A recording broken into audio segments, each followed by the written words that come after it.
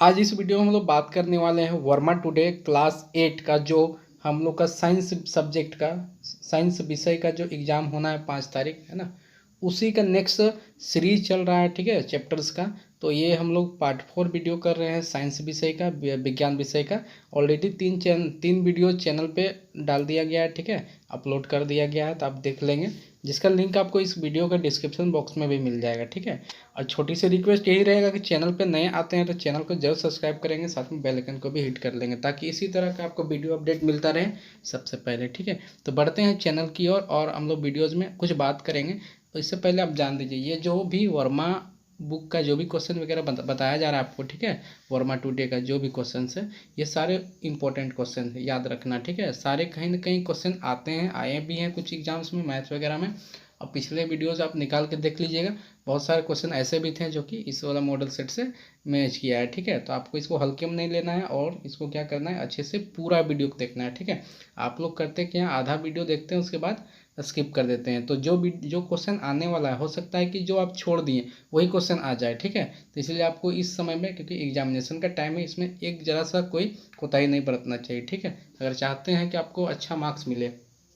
खैर, हम लोग चलते हैं अपने सब्जेक्ट पे, आते हैं और देखते हैं क्वेश्चन को सॉल्व कैसे करेंगे। ठीक है, तो जैसे क्वेश्चन है, यदि कंपित वस्तु 5 सेकंड में 50 बार कंपन करता है, ठीक है, तो इसका आवर्त काल तथा आवृत्ति ज्ञात करना है। तो देखो, दोलन की संख्या कितना दिया हुआ है, कितने बार दोलन हो रहा है, कंपन कितने बार हो रहा है, 50 बार। समय कितने समय के लिए हो रहा है, 5 सेकंड के लिए। और निकालना है हम लोग क्या, आवर्त काल निकालना है, यानी कि टी है ना, टाइम पीरियड निकालना है। तो हम लोग 50 दोलन को पूरा करने के लिए लिया गया जो समय है 5 सेकंड का है, तो एक दोलन को पूरा करने में कितना समय लिया गया होगा, 5/50, यानी कि 0.1 सेकंड का समय लिया गया होगा। ठीक है, आगे देखते हैं कि आवृत्ति कैसे निकलेगा। 5 सेकंड दोलन की संख्या 50 है, 1 सेकंड में दोलन की संख्या 50/5 हर्ज हो जाएगा। ठीक है, यानी कि डिवाइड करने पे कितना, 10 हर्ज आएगा। तो हम लोग यहाँ से क्या निकाल पाएंगे कि आवृत्ति हम लोग को 10 हर्ज हो गया और आवर्तकाल कितना हो गया, 0.1 सेकंड हो गया। ठीक है, तो इस प्रकार हम लोग अपने क्वेश्चन को क्या कर पाए, पूरी तरीका से हम लोग सॉल्व कर लिए। ठीक है, तो ये छोटी सी क्वेश्चन था, आई होप कि आपको समझ में आया होगा। ठीक है, बढ़ते हैं क्वेश्चन नंबर 2 की ओर। इसमें आपको बोला जा रहा है कि एक मच्छर अपने पंख को 400 बार कंपन प्रति सेकेंड औसत की दर से कंपनी करके ध्वनि उत्पन्न करता है, तो कंपन का आवर्त काल ज्ञात करना है। फिर से वैसे ही 400 बार दोलन की पूरे करने के लिए कितना समय लगता है, 1 सेकंड का, प्रति सेकंड बोला है ना, तो प्रत्येक 1 सेकंड में 400 बार अपना पंख को क्या कर लेता है, दोलन कर लेता है। ठीक है, कंपन कर लेता है। तो एक दोलन पूरा करने में कितना हो जाएगा, तो 1 सेकंड/400, यानी कि 0.0025 सेकेंड। जब इसको भागा देंगे ना हम लोग, 400 को जब हम लोग भागा देंगे तो इतना ही आएगा। ठीक है, 400 को जब 1 से भागा देंगे तो छोटा है तो 0.0 लिखना होगा, तो 2 जीरो लगाएंगे। ठीक है, फिर भी छोटा होगा, फिर 0 लिखेंगे तो 3 जीरो हो जाएगा। तो 1000 हो गया, तो 2 बार में 800 आएगा। ठीक है, 2 बचेगा, 200 बचेगा, और पॉइंट लगा हुआ तो 2000 हो जाएगा। ठीक है, तो 5 बार में आपका आराम से ये पूरा वैल्यू कट जाएगा, तो 0.0025 आएगा। ठीक है, तो इस तरह से डिवाइड करके हम लोग निकाल लेंगे। तो ये क्या आया, ये हम लोग का आया हुआ है, 1 सेकंड रुके मिटान दीजिए, है ना, ये आया हुआ है हम लोग का आवर्तकाल। तो आवर्तकाल निकालने के लिए बोला गया था, तो ऐसे निकाल लेंगे। ठीक है, कि 400 दोलन पूरा करने में लिया गया समय 1 सेकंड है, तो एक दोलन को पूरा करने में लिया गया समय कितना हो जाएगा, तो 1/400 भागा दे देंगे, वो सेकंड में आंसर आ जाएगा। ठीक है, बढ़ते हैं नेक्स्ट क्वेश्चन, यानी क्वेश्चन नंबर 3 की ओर।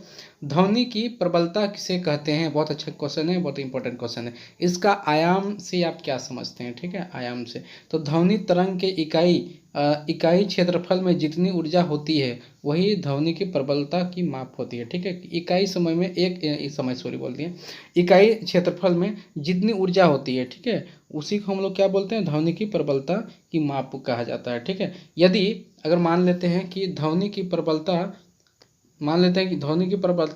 उसके आयाम पर निर्भर करती है। जब कंपनित वस्तु का आयाम कम होता है तो उत्पन्न ध्वनि मंद होती है। अगर आयाम कम होगा तो उत्पन्न जो ध्वनि होगा मंद, मतलब धीरे धीरे उस चीज़ का आवाज आएगा। ठीक है, जब कंपित वस्तु का आयाम अधिक होता है, जब आयाम अधिक होगा तो क्या होगा, उत्पन्न ध्वनि प्रबल होगा। प्रबल मतलब बहुत तेज, जैसे ये घंटे का है ना, बहुत तेज बजता है, तो ऐसा होगा। ठीक है, तो ये हम लोग का क्वेश्चन नंबर 3 था।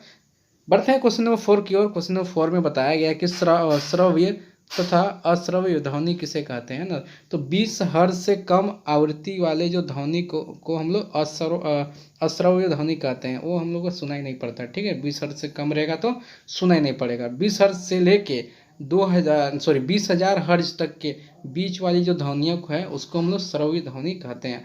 श्रव्य अश्रव्य ध्वनि से तात्पर्य क्या है, तो इसका हम मतलब समझिए, है ना। श्रव्य ध्वनि ऐसा ध्वनि जिसको हम लोग सुन पाते हैं, जो हम लोग का कान सुन पाता है, ठीक है।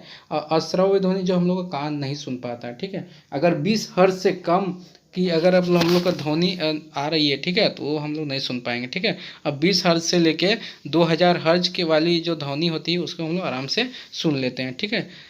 पराश्रव ध्वनि किसे कहते हैं, पराश्रव ध्वनि के दो उपयोग भी बताना है, ठीक है। तो 20,000 से अगर अधिक हो जाए, ठीक है, ध्वनि 20,000 हर्ट्ज से अधिक आवृत्ति वाली ध्वनि को पराश्रव्य ध्वनि कहते हैं, ठीक है। पराश्रव्य ध्वनि के दो उदाहरण हैं।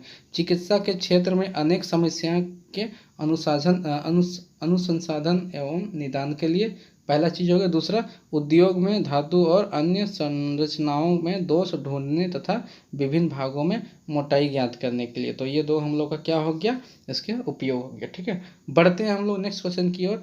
शोर प्रदूषण से आप क्या समझते हैं, इससे क्या हानियां हैं। बहुत इंपॉर्टेंट क्वेश्चन है ना, आपको बता देते हैं। तो देखिए, शोर जो होता है ना वो भी एक प्रकार का क्या पोल्यूशन है, ठीक है, जिसको हम लोग बोलते हैं साउंड पोल्यूशन।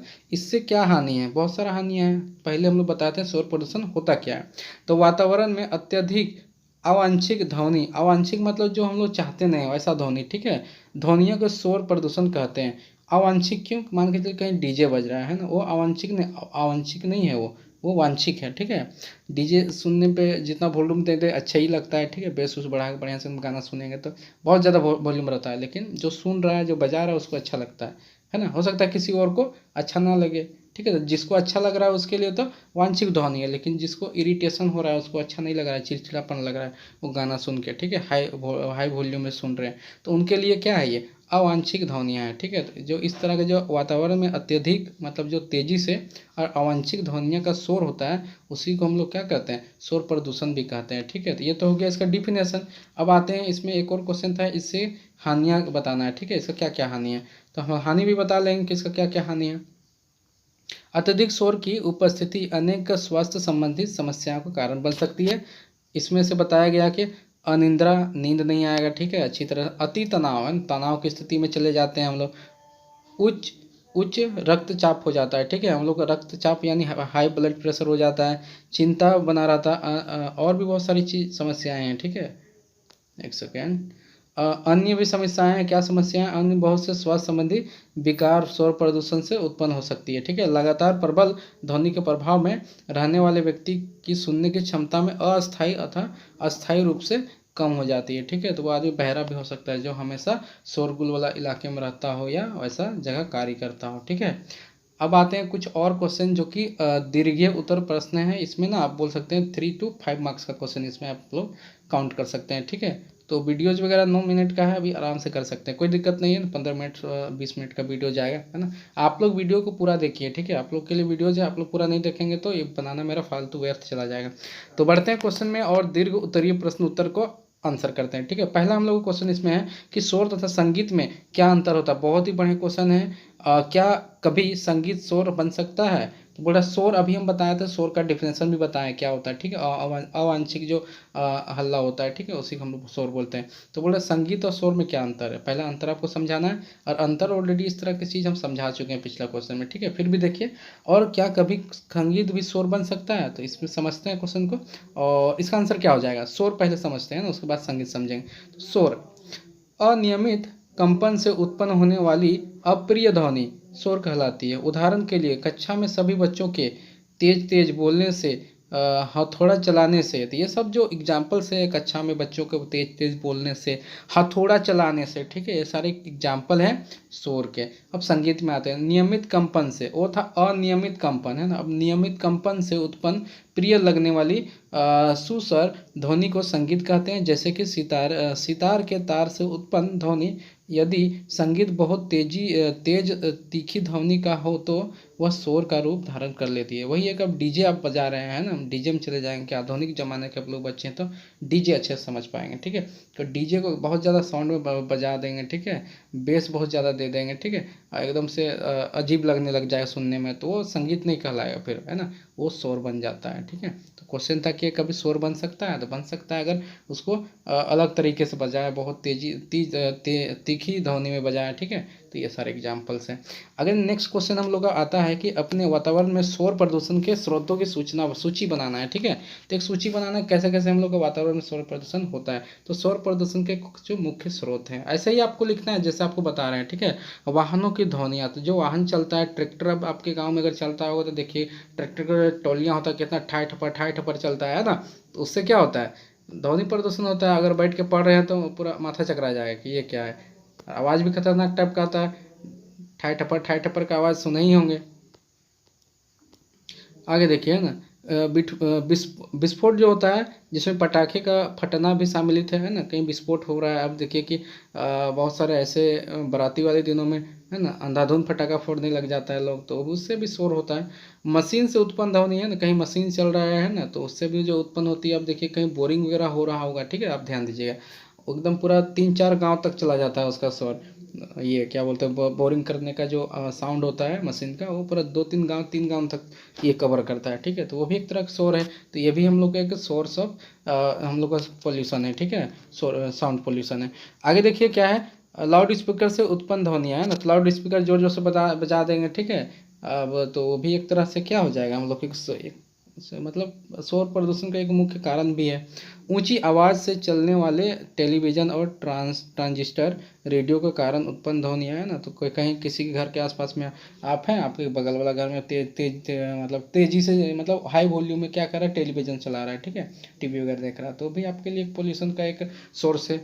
रसोई घर में कुछ उपकरणों द्वारा उत्पन्न ध्वनियाँ है ना, मान के चलिए रसोई घर में है, कहीं से बर्तन गिर गए, बिल्ली बर्तन गिरा के भाग गई, 2-4 बर्तन, है ना, बहुत तेज आवाज़ आता है, ठीक है। तो वो भी हम लोग का क्या है, प्रदूषण का एक कारण है, उसको भी हम लोग बोल सकते हैं। कूलर, वातानुकूल आदि से उत्पन्न ध्वनियाँ है ना, कूलर वगैरह चलाइए, फिर आप एसी वगैरह चलाइए, तो उसका जो मशीन चलता है, ठीक है, उससे भी बहुत सारा शोर उत्पन्न होता है। तो वो भी यार बहुत सारे ये क्या कल का यहाँ नहीं लिखा हुआ है, आप जोड़ लीजिए, ठीक है। जो फैक्ट्री में जो बड़े बड़े मशीन वगैरह चलते हैं, ठीक है, उनसे भी क्या होता है, वातावरण प्रदूषण होता है, ठीक है। तो ये कुछ हम लोग का 7-8 एग्जाम्पल था जिसमें हम लोग बताएं कि हम लोग का वातावरण जो साउंड पोल्यूशन है, ठीक है, हम लोग का शोर प्रदूषण है, इसके कुछ मुख्य कारक है, ठीक है। तो 5-7 में से आपको 4-5 याद कर लेना है, ठीक है, काफ़ी रहेगा। बढ़ते हैं नेक्स्ट क्वेश्चन की, और नेक्स्ट क्वेश्चन में है, वर्णन करें कि शोर प्रदूषण मानव के लिए किस प्रकार हानिकारक है। तो आराम से इसको हम लोग एक्सप्लेन कर सकते हैं कि देखिए आप, है ना, एक्सप्लेन कैसे करना है कि परिवेश में अत्यधिक शोर की उपस्थिति अनेक स्वास्थ्य संबंधी क्या करती है, समस्या का कारण बन सकती है, ठीक है। अनिद्रा, अति तनाव, उच्च रक्तचाप, चिंता, अन्य बहुत से स्वास्थ्य संबंधित विकार शोर प्रदूषण से उत्पन्न हो सकती है। लगातार प्रबल ध्वनि के प्रभाव रहने वाले व्यक्ति क्या हो सकते हैं, उसके सुनने की क्षमता अस्थायी या अस्थायी रूप से कम हो सकती है, टोटली बहरा बन जाएगा, ठीक है। इस बात को आपको ध्यान रखना है। तो आते हैं नेक्स्ट क्वेश्चन में। नेक्स्ट क्वेश्चन है, ध्वनि संचरण के लिए माध्यम आवश्यक है, एक प्रयोग का वर्णन कर इसे कथन की पुष्टि करें। बड़ा ही अच्छा क्वेश्चन है, ठीक है, कि ध्वनि को एक जगह से दूसरे जगह जाने के लिए, अगर हम यहाँ बोल रहे हैं और दूसरे कमरे में कोई है, तो अगर मेरा आवाज़ उस तक पहुँचना चाहिए, तो उसके लिए एक माध्यम उसको चाहिए होता है, ठीक है। तो एक प्रयोग के माध्यम से आपको बताना है कि माध्यम कैसे होता है। जैसे खिलौना, टेलीफोन, देखिए खिलौना टेलीफोन वाला प्रयोग, ठीक है। तो प्लास्टिक का चाय पीने वाला 2 कप ले लेते हैं, है ना, अरे बहुत ही अच्छा, ऐसा तो हम लोग किए होंगे बचपन में, ठीक है। अभी आप लोग बच्चे ही हैं, आप लोग भी कर सकते हैं, हम लोग तो बहुत किए थे। करना क्या होता है इसमें कि 2 गिलास ले लेना प्लास्टिक वाला, ठीक है। इसके बीच में छोटा सा छेद कर लेंगे, गिलास का जो पेंदा होता है ना, पेंदा में बीच में 2 छोटा छेदा कर लेंगे, एक छोटा छेदा करेंगे। 2 हम लोग पास में गिलास है तो दोनों में एक छेदा कर लेंगे। लगभग 10 मीटर तो या उससे लंबा हम लोग एक धागा ले लेंगे बढ़िया सा, ठीक है। और दोनों को क्या करेंगे, एक दूसरे से जोड़ देंगे। जोड़ना कैसे है, तो धागे को पार करना है पीछे से, है ना, उसके बाद उसमें गांठ लगा देना है, और अब कुछ ऐसा चोंगा टाइप का बना देना है। देखिए हम आपको यहाँ पर बना के समझा रहे हैं, ठीक है। ये हम लोग का गिलास हो गया, तो गिलास का पेंदा में ऐसे इसको ना ऐसे उल्टा करके बनाते तब समझ में आएगा आपको, है ना। तो हम लोग को मान के चलते हैं कि ये गिलास रहा, एक गिलास ऐसे है, एक गिलास ऐसे है ना। अब ये दोनों गिलास को क्या करेंगे, धागे से ऐसे बांध देंगे, यहाँ पर छेदा करके रखे हैं, तार को पार करके अच्छे से गांठ लगा देंगे और ये फंस जाएगा। उसके बाद आपको क्या करना है, तो देखिए क्या लिखा हुआ है, धागे से दोनों छोर को बाहर छेद से छिद्र में घुसा सकते हैं और धागे के छोर पर एक पतले पिन को बांध सकते हैं जिससे धागा निकल ना सके। तो यहाँ पिन फंसा देंगे, है ना, ऐसे करके यहाँ, ताकि छेद से धागा निकले ना। यहाँ पिन फंसा के धागा को टाइट से खींच देंगे। आगे हम लोग क्या करेंगे, आगे बोले दो छात्रों को धागा से एक दूसरे से कप लेकर खड़ा होने को कहते हैं और फिर दोनों से क्या करेंगे, बात करने के लिए बोलेंगे। ठीक है, आगे देख लेंगे क्या लिखा है, पहले यहाँ समझ लेते हैं। अब एक बच्चा क्या है, यहाँ से कुछ बोलेगा, यहाँ से कुछ बोलेगा, एक बच्चा क्या है, अपना कान लगा के यहाँ से सुनेगा। ठीक है, दूसरे छोर में। तो देखेंगे जो बच्चा वो बोल रहा है वो आपको इस धागे के थ्रू आपके दूसरे कप तक आवाज़ सुनाई दे पड़ जाती है। ठीक है, बड़ा ही मज़ेदार गेम है, बच्चों को ये करना चाहिए, आप लोग करके देखना। ठीक है, अच्छा लगेगा। तो इस तरह से करेंगे। अब ये बच्चा कुछ बोलेगा, ठीक है, ये बच्चा इधर वाला जो दूसरी साइड में है, ये बच्चा कुछ बोलता है ना। तो दूसरे साइड में जो दूसरे साइड में जो है, ठीक है, उसको अबर सुनाई पड़ेगा। ठीक है, तो इस तरह से हम लोग क्या देखें कि कोई एक छोर से दूसरी छोर बोल रहा है, ठीक है, और उसको आराम से सुन पा रहा है। तो इससे क्या समझ में आता है, तो ये एक हम लोग का एक एक्टिविटी, एक प्रयोग है जिसमें हम लोग देखें कि ध्वनि को संचरण करने के लिए एक धागे का प्रयोग करना पड़ा। ठीक है, धागा क्या बना, माध्यम बना। इसी तरह हम लोग का हवा भी एक माध्यम है, साउंड को एक जगह से दूसरे जगह ले जाने के लिए, ध्वनि को एक जगह से दूसरी जगह ले जाने के लिए हम लोग का ये काम में आता है। ठीक है, धागे को तना हुआ रखते हैं, धागा थोड़ा सा टाइट रखना है। एक छात्र को कप धीरे से बोलने को कहते हैं और दूसरे को कप को कान में लगाकर सुनने को कहते हैं। हम पाते हैं कि एक छात्र की ध्वनि दूसरे छात्र को आसानी से सुन लेता है। ठीक है, इससे निष्कर्ष निकलता है कि ध्वनि जो है, ध्वनि संचार के लिए क्या है, आप एक माध्यम की आवश्यकता होती है ना। अगर ध्वनि को एक जगह से दूसरी जगह ले जाना है तो क्या करना है, उसको एक माध्यम देना होता है। तो ये छोटा सा एक्टिविटी करके हम लोग आराम से बता लिए। आई होप कि इसको याद भी ना करना पड़े आपको। ठीक है, इतना बेहतरीन तरीके से समझा दिए। एक बार इसी को रिवर्स करके आप देख लीजिएगा। ठीक है, रिवाइंड करके देख लीजिएगा, आपको पूरा मतलब समझ में आ जाएगा। बढ़ते हैं नेक्स्ट क्वेश्चन की ओर और देखते हैं कि अगला क्वेश्चन हम लोग का क्या है।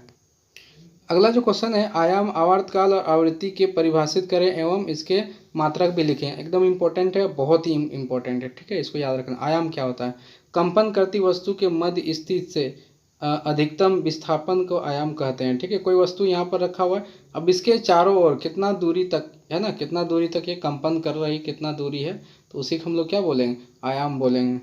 तो ये चीज़ है। ठीक है, आपको याद कर लेना है, ये सारी चीज़ें याद कर लीजिए, समझ लीजिए, साथ में याद कर लीजिए। तो बोल रहा है इसका SI मात्रक मीटर होता है ना। तो इसको हम लोग किस चीज़ में मापेंगे, मीटर में मापेंगे। आवर्तकाल किसे, कंपन करती वस्तु को एक पूर्ण कंपन करने में लगे समय को ही आवर्तकाल कहते हैं। एक पूरा कंपन करने में, ठीक है, उसको कितना समय लगता है, जितना समय लगता है उसी को हम लोग आवर्तकाल कहते हैं। इसका SI मात्रक क्या होता है, सेकेंड, सेकेंड में इसको नापते हैं। ठीक है, आवृत्ति क्या होती है, कंपन करती वस्तु के द्वारा प्रति सेकेंड पूर्ण कंपन की संख्या को ही आवृत्ति कहते हैं, कि प्रति सेकंड में कितनी बार वो कंपन कर रहा है। ठीक है, इसको आवृत्ति कहते हैं। ठीक है, इसका SI मात्रक हर्ज होता है, हर्ज में नापा जाता है। ठीक है, ये चीज़ हो गया। बढ़ते हैं नेक्स्ट क्वेश्चन की ओर। 2 क्वेश्चन बचा हुआ है, इस वीडियो थोड़ा सा लंबा चल गया लेकिन ये चैप्टर भी खत्म हो जाएगा। ठीक है, आकाश में तड़ित पहले दिखाई देती है जबकि मेघ गरजने के बाद में सुनाई देते हैं। बड़ा ही अच्छा क्वेश्चन है, आपको इम्पोर्टेंट भी क्वेश्चन ये है ना, और ये समझने वाला क्वेश्चन है।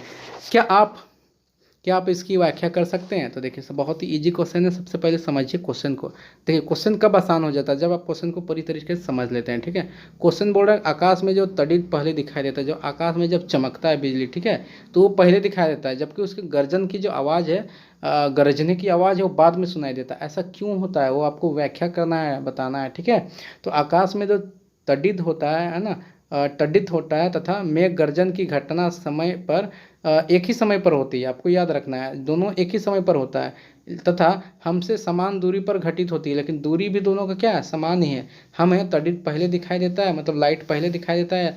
ठीक है, बादल का चमकना पहले दिखाई देता है, जबकि मेघ का गरजने का आवाज़ जो है बाद में सुनाई देता है। क्योंकि तड़ित की चाल, जो तड़ित की चाल है वह 3 गुना ये 10 का पावर 8 मीटर पर सेकेंड होता है। ठीक है, 3 × 10 टू द पावर 8 मीटर पर सेकेंड होता है उसका स्पीड, है ना। तो एंड गर्जन की चाल जो है ना, 332 मीटर पर सेकेंड होता है। तो जाहिर सी बात है जो हम लोग चमक की स्पीड है बहुत ज़्यादा तेज़ है ना, इसलिए तेज़ है तो जल्दी हम लोग दिखाई पड़ जाता है, और ध्वनि की स्पीड थोड़ा सा कम है, गर्जन का स्पीड तो थोड़ा सा धीरे से पहुंचता है। ठीक है, तो बस यही है, दोनों के चाल में अंतर है, इस वजह से दोनों हम लोग को अलग अलग समय में दिखाई पड़ता है। ठीक है,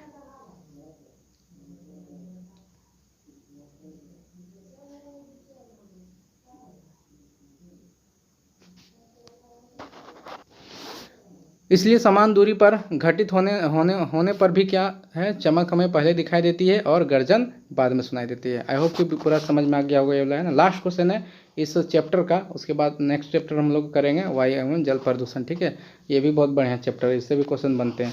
तो पढ़ते हैं, अंतरिक्ष यात्री एक दूसरे की आवाज़ को चांद पर नहीं सुन पाते हैं, क्यों? तो अभी हम बताए थे इसका आंसर। ठीक है, कि क्या किसी भी आवाज़ को, है ना, किसी भी ध्वनि को संचरण के लिए माध्यम की आवश्यकता पड़ती है, क्योंकि चांद पर ना तो कोई हवा है ना ही कोई वायुमंडल है, चांद की सतह पर खाली जगह है, ध्वनि का संचरण नहीं हो पाता है क्योंकि ध्वनि के संचरण के लिए माध्यम की आवश्यकता होती है। अभी बताया था ना, ध्वनि निर्यात के संचरण नहीं होता है, इसके लिए इसलिए अंतरिक्ष यात्री एक दूसरे की आवाज़ को चांद पर नहीं सुन पाते हैं। ठीक है, तो उन लोग बात कैसे करते होंगे, आप इसको खोज के रखिएगा। ठीक है, यहाँ तक हम लोग कर लिए हैं। नेक्स्ट वीडियो में हम लोग क्या करेंगे, वायु एवं जल प्रदूषण, ये भी बहुत बढ़िया चैप्टर है, इसको भी हम लोग जल्द कंप्लीट कर देंगे। आपको 5 तारीख का एग्जाम होने वाला है। ठीक है, ये वीडियो आपको मिल जाएगा 2 तारीख को सुबह में। आप एक चीज़ ध्यान दीजिएगा, आप हर दिन आपको 5 बजे सुबह में एक वीडियोज मिलेगा। ठीक है, तो आपको सबसे पहले उठ के आपको एक 5 बजे का वीडियो देखना है इस चैनल का, उसके बाद आपको क्या करना है, बाकी का जो शेड्यूल है उसको आपको पूरा करना है। ठीक है, और अभी तक चैनल को नहीं सब्सक्राइब किए और यहाँ तक वीडियो देख लिए, पूरा अंतिम तक देख लिए, उसके लिए बहुत बहुत धन्यवाद। लेकिन चैनल को सब्सक्राइब कर लीजिए। ठीक है, इस वीडियो को शेयर कीजिए फ्रेंड के साथ में, क्योंकि जिनका भी एग्जाम आने वाला है, अगर क्वेश्चन छूट जाएगा तो बहुत मतलब अच्छा नहीं होगा। ठीक है, तो अगर ये पढ़ के जाते हैं, देख के जाते हैं, तो हम गारंटी ले सकते हैं कि वो बना के आएंगे। ठीक है, क्योंकि बहुत ज़्यादा भारी नहीं है, चीज़ों को समझना है। ठीक है, साइंस समझने वाली चीज़ें होती है, एक बार समझ जाते हैं तो खुद से भी बना के आप लिख पा सकते हैं। ठीक है, बाकी इसी तरह का वीडियो आपको इस चैनल पे मिलता रहेगा, रेगुलर बेसिस पे मिलता रहेगा, इसके लिए चैनल को सब्सक्राइब करना ज़रूरी है। इसी तरह की वीडियो पाने के लिए चैनल को सब्सक्राइब भी करना पड़ेगा आपको। ठीक है, इसके अलावा कोई उपाय नहीं है। मिलेंगे हम लोग नेक्स्ट वीडियो में, तब तक के लिए जय हिंद।